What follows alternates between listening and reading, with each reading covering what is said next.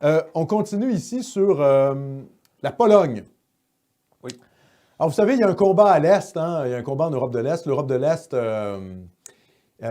dont des pays qui ont subi le joug communiste, ils sont sortis du joug communiste après 1989, le fondement de l'URSS 1991, et ils se sont dit, on veut appartenir à l'Union européenne, l'Europe c'est la modernité, bon, c'est la démocratie, etc.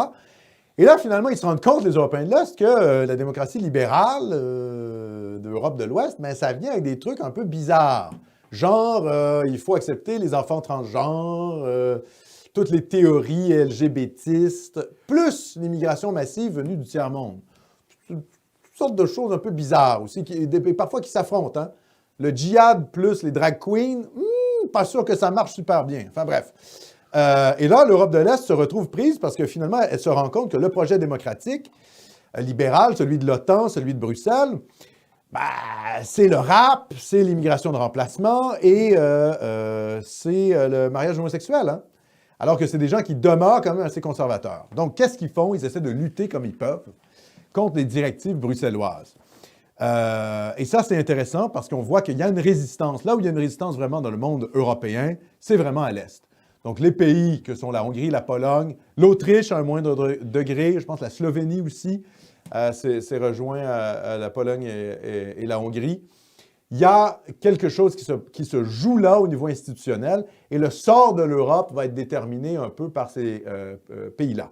Moi, je suis assez pessimiste. Pourquoi? Parce que je pense que ces pays-là, à terme, ils veulent les missiles américains pour les défendre des Russes. Alors, on sait, par exemple, le nationalisme polonais est très anti-russe. Ça s'explique par l'histoire, évidemment. Hein. La Pologne est prise entre les ambitions territoriales germaniques et les ambitions territoriales russes. Donc, c'est normal que la Pologne ait, disons, un ressentiment face à la Russie, puisqu'elle a été dominée par l'URSS, etc. Donc, ça, on comprend. Donc, ils veulent les missiles américains pointés vers Moscou pour se défendre, et en même temps, ils veulent le fric de Bruxelles. Mais Bruxelles, ça vient avec les migrants du tiers-monde, plus le mariage homosexuel. Et franchement, les missiles de l'OTAN, ben, ça vient aussi avec un projet sociétal, ça vient avec le rap, l'immigration noire, etc., etc.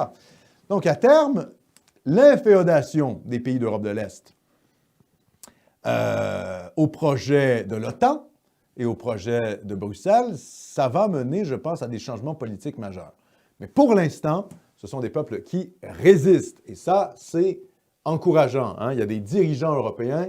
Ils ne veulent rien savoir du grand remplacement, ils ne veulent rien savoir des folies sociétales de la gauche d'Europe de l'Ouest.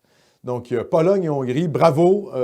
Tant que ces pays-là résistent, il y a encore de l'espoir.